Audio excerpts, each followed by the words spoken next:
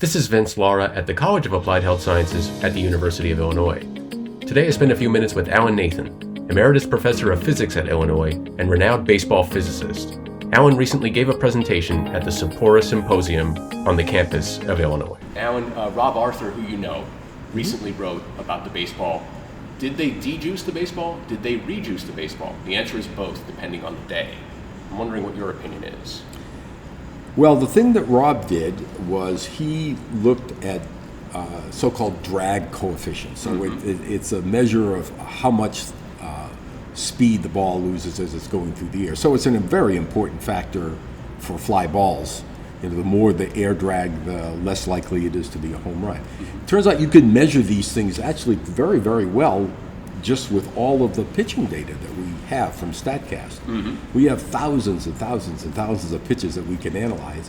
And if you look over the last couple of years and even within any given year, you see a lot of fluctuations up and down of this quantity, suggesting that the ball itself is quite variable from one ball to another.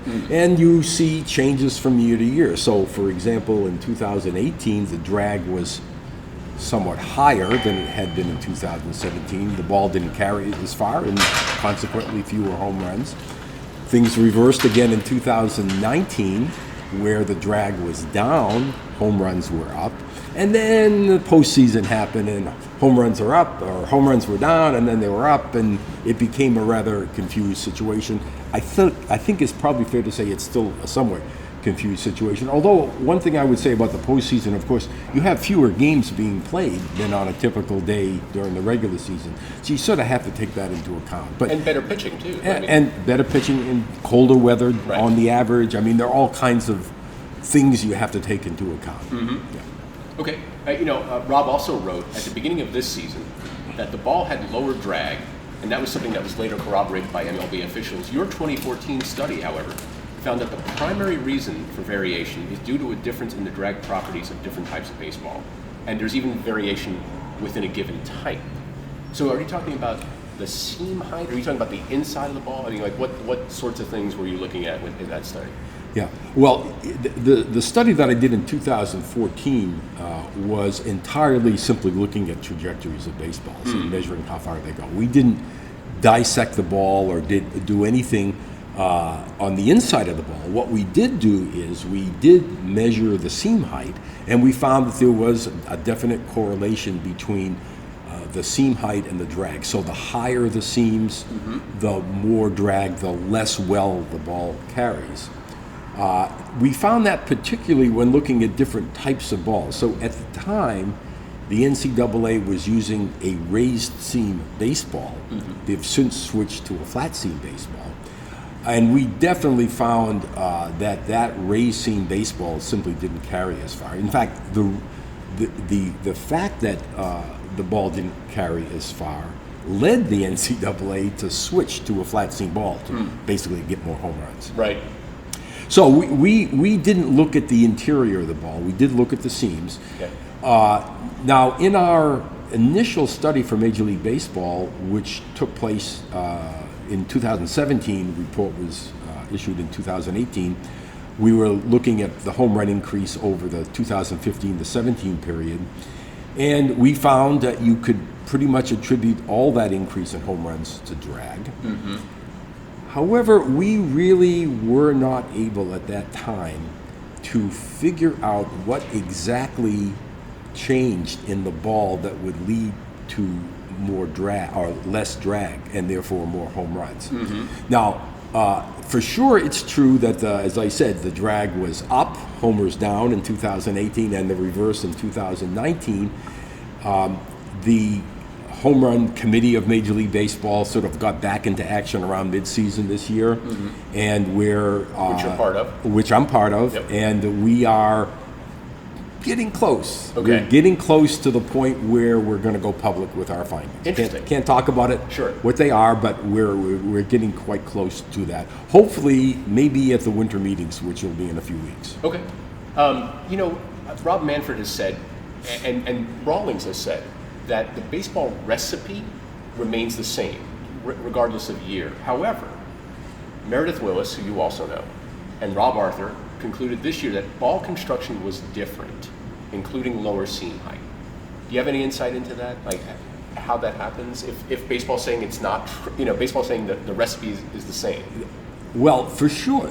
I believe it's true that the recipe is the same. Okay. I mean, I really do believe. I visited the plant in Costa Rica where the balls are made a couple of years ago.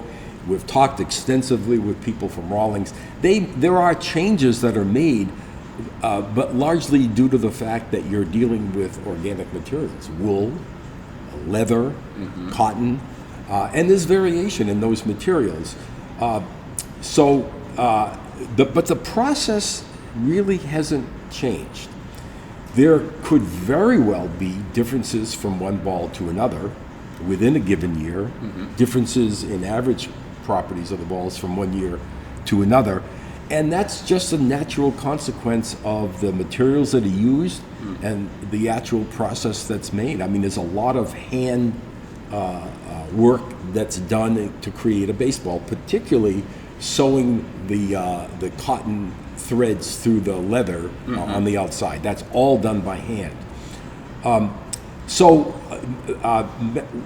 For sure, Meredith Wills has taken some balls apart. She's found differences from one year to the next. Her latest article came out, in fact, just yesterday, and she looked at the postseason balls, and she drew some conclusions there. Right. What she hasn't done, it was because she really has no way to do it, is to show in any conclusive way that whatever changes she does see actually affect the drag on the ball. That is something that our group is actually uniquely able to do, because we can take baseballs, we have large samples of baseballs, we can take them into the laboratory, we can measure their drag with very, very high precision, much higher precision than you can actually measure by tracking pitches in a ball game. And we can measure seam height very accurately, we can measure the roundness of the ball, we can measure the thickness of the seam, the surface of the ball. I mean, the drag is largely a surface effect. It's the air interacting with the ball, and the only thing the air sees is the surface of the ball. So, you could pretty well isolate it. Is it, to be something associated with the leather, the smoothness of the leather, for example, or something to do with the seams. And if you look at a baseball, there's a lot of little holes there in the leather and the seams are sticking up, and there's a lot going on there, and no one has been able to model this, from a sort of a fundamental physics point of view, from first principles. So ultimately, you're stuck with just doing the best measurements you can, which is, I believe, what we're able to actually do. Now, the very fact that Major League Baseball has your committee, and the very fact that you looked at things like a humidor in the Diamondbacks Park in Chase Field, says to me that Major League Baseball is concerned about this explosion of home runs. Now, I have no inside information. Okay. I don't question people's motivations at all. So I can't say what's on their mind. Yeah. I don't interact directly with Rob Manfred. Okay. I do interact with the people I interact with. Reed McPhail. McPhail's a famous name in baseball. Sure. This is the fourth generation. Okay, McPhail. fourth generation, yeah. And Morgan Sword is the other person I interact with. And I can tell you just from having talked with them extensively that I don't know what their bosses are thinking, but they for sure are very concerned. Okay. And I can also say They're that concerned because it's affecting the integrity of the game? I guess I don't know. Look, I don't want to characterize why they're concerned. I know they're concerned. Okay. I mean, maybe they're just concerned because they're getting a lot of bad publicity. Right. I don't know. Right. But they are concerned. And I know Rawlings is concerned. I think Rawlings is largely concerned because of bad publicity. Sure. They really don't like all the bad publicity they're getting, and sometimes they're even a little defensive about it. Yeah. But all by way of saying that I believe personally that they're all honest brokers, that they really are, for whatever their reasons, are trying to figure out why there's an increase in home runs, if the ball has changed, what has changed, how can we, going forward, better control the production of the ball. And I really do believe that they are genuinely concerned about that. But I don't know their motivations for being concerned. I'm going to ask you something that I asked Charlie Young, who was on an earlier podcast. Which came first for you, your love of baseball or your love of physics? It's an interesting question. So I like to tell people that I have been a physicist all of my professional life. I've been a baseball fan virtually all of my life. Right. Now, it is true that I had a long career as a nuclear physicist, faculty member here at the University of Illinois, teaching physics, doing research. And it was really well into the game that I sort of got interested in baseball. So although I've, in applying physics to baseball, I've been interested in baseball, but in the specific job of applying physics to baseball, it's been much more recent. It's been over 20 years, but still, I was well into my career when that happened. What sparked that? Interesting question. Yeah. There's actually an interesting story. So the physics department has this outreach program where we give talks on Saturday mornings. It used to be for high school honor students, but now they've opened it up to the public. They call it Physics for Everyone. And way back in 1997, it was sort of my turn to give a talk. And normally the faculty talk about their research, but they present it in a way that the general public can understand it. Sure.